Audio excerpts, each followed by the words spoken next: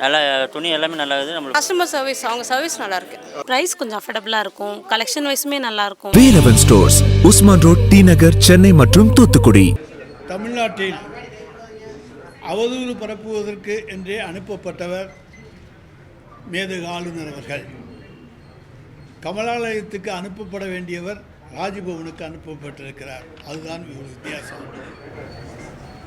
நேற்றைய தினம் அவர் ஒரு தமிழ் தொலைக்காட்சிக்கு அளித்த பேட்டியிலே பல்வேறு குற்றச்சாட்டுக்களை, ஆதாரமில்லாத குற்றச்சாட்டுக்களை சுமத்தி வழக்கம் போல தன்னுடைய பாணியிலே பேசியிருக்கின்றார். தமிழ் கலாச்சாரம், நம்முடைய பண்பாடு, மொழி இவற்றை பற்றியெல்லாம் பேசுகின்ற ஆளுநர் ரவி அவர்கள் என்ன சொல்லியிருக்கிறார் என்பதையும் நாம் பார்த்தாக வேண்டும். தமிழ்நாட்டையும் தமிழகத்தையும் இழிவுபடுத்துவதையே தன்னுடைய தொழிலாக கொண்டிருக்கின்ற ஆளுநர் அவர்கள் அளித்த பேட்டியில் பாஜகவினுடைய ஊதுகுழலாக அவர் முழங்கியிருக்கின்றார். திராவிடம் என்பது கற்பனை அவர் சொல்லியிருக்கிறார். தமிழ்நாட்டில் பீகாரிகள் அச்சுறுத்தப்பட்டனர். தமிழ்நாட்டில் மொழி சிறுபான்மையினர் உரிமைகள் பறிக்கப்படுகின்றன. இதெல்லாம் அவர் பேட்டியில் சொல்லியிருக்கார். திராவிடம் என்பது கற்பனை என்று சொன்னால் நம்முடைய தேசிய கீதத்தில் திராவிடம் இடம்பெற்றிருக்கிறது என்பது ஆளுநர் ரவிக்கு தெரியாதா, அல்லது அது வங்க மொழியிலே இருக்கிறது என்கின்ற காரணத்தாலே அவரால் புரிந்து கொள்ள முடியவில்லையா என்பதை எங்களால் அறிந்து கொள்ள முடியவில்லை. அடுத்து அவர் சொல்லுகிற குற்றச்சாட்டு பீகாரிகள் அச்சுறுத்தப்படுகின்றனர் என்று. இப்படித்தான் ஒரிசாவிலே தேர்தல் நடந்தது. ஒரிசாவிலே தேர்தல் நடந்த நேரத்திலே அமித்ஷாவும் மோடியும் அங்கே பிரச்சாரம் செய்கின்ற பொழுது ஒரிசாவை ஒரு தமிழன் ஆள வேண்டுமா, ஒரிசாவின் சாவி தமிழ்நாட்டிலே இருக்கிறது என்று தமிழர்களை திருடர்களைப் போல ஒரு குற்றச்சாட்டு சுமத்தினார்கள் அமித்ஷாவும் மோடியும். தமிழர்கள் என்ன திருடர்களா, குற்றவாளிகளா? தமிழ்நாடு என்ன குற்றவாளிகளின் பிறப்பிடமா? ஆனால் அவர்கள் அந்த தேர்தலிலே பரப்புரையிலே சொன்னது ஒரு தமிழன் ஒரிசாவை ஆள வேண்டுமா, அதுவும் தமிழ்நாட்டிலே ஒரிசாவினுடைய சாவி இருக்கிறது என்று சொன்னால் இங்கே ஒழித்து வைக்கப்பட்டிருக்கிறதா? இப்படி மற்ற மாநிலத்தை பற்றி பேசிவிட்டு பீகார் தேர்தலில் என்ன சொன்னார்கள்? பீகாரில் இருக்கக்கூடிய பீகாரிகள் அச்சுறுத்தப்படுகின்றனர், தமிழ்நாட்டில் இருக்கக்கூடிய பீகாரிகள் அச்சுறுத்தப்படுகின்றனர், அவர்களுடைய வாழ்வாதாரம் பாதிக்கப்படுகின்ற வகையில் இருக்கிறது என்றெல்லாம் பொய்யான கட்டுக்கதைகளை அவர்கள் அவிழ்த்து விட்டார்கள். ஜார்க்கண்டிலிருந்து ஒரிசாவிலிருந்து ஒரு டீம் வந்து, ஐஏஎஸ் அதிகாரிகள் குழு வந்து நம்முடைய திருப்பூர், கோயம்புத்தூர் போன்ற இடங்களிலே இருக்கக்கூடிய பீகாரிகளையெல்லாம் சந்தித்தார்கள். அவர்கள் வீடியோக்களிலே வந்ததெல்லாம் வதந்தி. நாங்கள் இங்கே நன்றாக இருக்கிறோம், இங்கே நாங்கள் நன்றாக நடத்தப்படுகிறோம், எங்களுக்கு நல்ல பொருளாதாரம் கிடைக்கிறது, அதன் மூலமாக எங்கள் குடும்பத்துக்கையும் நாங்கள் காப்பாற்றக்கூடிய சூழ்நிலை எங்களுக்கு இருக்கிறது என்று சொன்னார்கள். எனவே எங்கே போனாலும் தமிழனுக்கு எதிராக பேசுவதை இன்றைக்கு கொள்கையாக கொண்டிருக்கக்கூடிய ஒருவர் தான் நம்முடைய ஆளுநரும் ஒன்றிய பாஜகவும். பேசினா உடனே என்னுடைய தமிழ் பற்றி தெரியாதா என்பார்கள். ஆனால் தமிழ் மொழிக்காக அவர்கள் ஒதுக்கியது 150 கோடி, சமஸ்கிருதத்துக்காக அவர்கள் ஒதுக்கியது 2500 கோடி. இதுதான் தமிழ் பற்றா? இதையெல்லாம் இன்றைக்கு மக்கள் புரிந்து கொண்டாக வேண்டும் என்பதற்காகத்தான் நாங்கள் சொல்ல இங்கே வந்திருக்கின்றோம். அதே போல் இன்றைக்கு சிறுபான்மையினர், இன்றைக்கு மொழிவாரி சிறுபான்மையினர் இன்றைக்கு அவர்களுக்கு உரிமை இல்லை என்பதைப் போல ஒரு வதந்தியையும் ஆளுநர் சொல்லியிருக்கின்றார். தமிழ்நாட்டிலே தெலுங்கு, மலையாளம், கன்னடம், அதை போல மற்ற மொழிகள் பேசுகின்றவர்கள் இருக்கிறார்கள். அவங்க யாரும் எந்த குரலும் எழுப்பவில்லை, எந்த கூச்சலும் போடவில்லை. நாங்கள் தமிழ்நாட்டில் தமிழர்களாக வாழ்ந்து கொண்டிருக்கின்றோம், தமிழ் எங்களோடு இருக்கிறது, தமிழர்கள் எங்களோடு இருக்கிறார்கள், நாங்கள் சகோதரர்களாக இருக்கிறோம் என்று சொல்லக்கூடிய தெலுங்கு பேசக்கூடியவர்கள், மலையாளம் பேசக்கூடியவர்கள், கன்னடம் பேசக்கூடியவர்கள் தமிழ்நாட்டில் இருக்கிறார்கள்.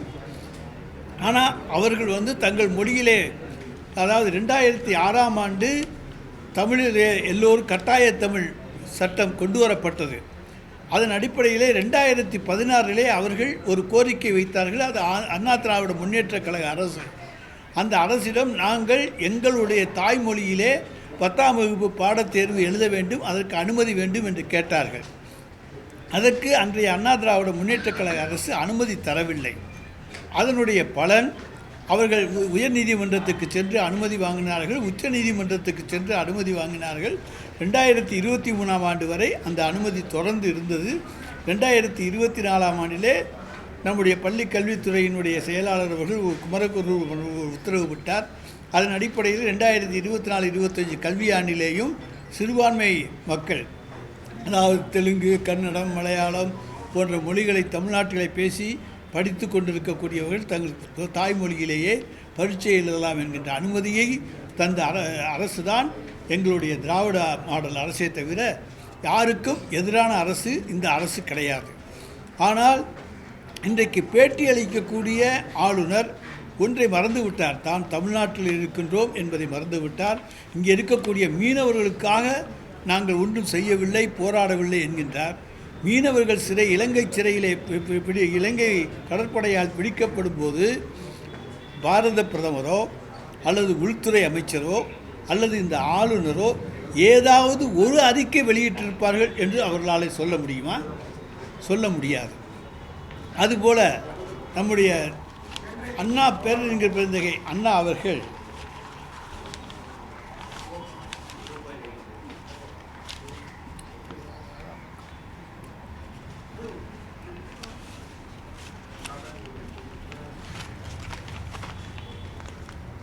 தமிழ்நாடு பெயர் மாற்ற தீர்மானத்தின் போது ஆற்றிய உரையை இங்கே நாங்கள் சொல்ல விரும்புகிறோம். தமிழ்நாடு என்று பெயர் மாற்றம் செய்தால் நீங்கள் செய்வதால் எதை இழக்கிறீர்கள் என்று கேட்டார்கள். தமிழ்நாடுன்னு பேரை தமிழ்நாட்டுக்கு வச்சா நீங்கள் என்ன இழக்க போகிறீங்க? ஒன்றும் கிடையாது. சென்னை மாகாணம் என்பது தமிழ்நாடு என்று இருக்கப் போகிறது. அதில் வங்கத்துக்கு இழப்பு கிடையாது, குஜராத்துக்கு இழப்பு கிடையாது, வேறு யாருக்கும் எந்த இழப்பு கிடையாது. எனவே நாங்கள் எங்களுடைய தமிழ் மண்ணுக்கு தமிழ்நாடு என்று பெயர் வைத்துக் கொள்கிறோம் என்று சொல்லுகிற உரிமையை பேரறிஞர் பெருந்தகை அண்ணா அவர்கள் சட்டமாக நிறைவேற்றி தந்தார்கள். அதனால் யாருக்கு நீங்கள் உங்கள் உரிமையை இழக்கவில்லை, நாங்கள் எங்கள் உரிமையை இழக்கவில்லை என்றுதான் அவர் சொன்னாரே தவிர அவர் மற்றவர்களை நாங்கள் என்றைக்குமே மற்றவர்களோடு ஒத்துத்தான் போகிறோம். ஆனால் இன்றைக்கு நம்முடைய ஆளுநர் அவர்கள் தமிழ்நாடு தனித்து நிற்கிறது என்று சொல்லுகிறார். ஏதோ இந்தியாவில் இருக்கக்கூடிய எல்லா மாநிலங்களும் ஒற்றுமையாக ஒன்றோடு ஒன்று உறவோடு இருப்பது போலவும் தமிழ்நாடு மட்டும் துண்டிக்கப்பட்டு விட்டது போலவும் ஒரு மாயத் தோற்றத்தை தன்னுடைய பேட்டியின் மூலமாக உருவாக்கியிருக்கிறார். தமிழ்நாடு இன்றைக்கு இந்தியாவில் இருக்கக்கூடிய எல்லா மாநிலங்களோடும் நல்ல உறவோடு இருக்கிறது என்பதற்கு பல மாநில முதலமைச்சர்களை அழைத்து நிகழ்ச்சிகளை நடத்தியிருக்கிற ஒரு மாநிலம் இந்தியாவில் இருக்கிறது என்று சொன்னால் அது தமிழ்நாடு தான். பஞ்சாப் முதல்வராகட்டும், மேற்கு வங்க முதல்வராகட்டும், கேரளா முதல்வராகட்டும், தெலுங்கானா முதல்வராகட்டும், அவர்களையெல்லாம் அழைத்து இன்னும் சொல்லப்போனால் இந்திய பிரதமர், குடியரசுத் தலைவர், அதை போல இராணுவ அமைச்சர் போன்றவர்களையெல்லாம் அழைத்து இங்கே நிகழ்ச்சிகளை நடத்தி இந்தியாவோடு தான் தமிழ்நாடு இருக்குது. இது இங்கே அரசியலமைப்பு சட்டத்தில் பல மாநிலங்கள் ஒன்று சேர்ந்தது, பல மொழிகள் ஒன்று சேர்ந்தது, இதுதான் இந்தியா. ஆனால் நாங்கள் இந்தியாவோடு இருக்கிறோம் என்பதை எடுத்து காட்டுகின்ற வகையிலே தான் எல்லா மாநில முதலமைச்சர்களையும் அழைத்து இன்றைக்கு நாங்கள் அவர்களோடு இணைந்திருக்கிறோம் என்பதை எடுத்து காட்டுகின்றோம். ஆனால் ஆளுநர் அவர்கள் வீணாக ஒரு பழியை சுமத்துகிறார். தமிழ்நாடு தனித்து விடப்பட்டிருக்கிறது, தமிழ்நாடு யாரோடும் இணையவில்லை என்பதைப் போல, தமிழ்நாட்டு மக்கள் தனியாக இருக்கிறார்கள் என்பதைப் போல ஒரு கருத்தை சொல்லியிருக்கிறார்கள். அதுவும் ஏற்றுக்கொள்ளத்தக்க கருத்து அல்ல. சில நாட்கள் பொறுமையாக இருந்த ஆளுநர் இப்படியான கருத்துக்களை எல்லாம் சொல்லியிருக்கிறார்.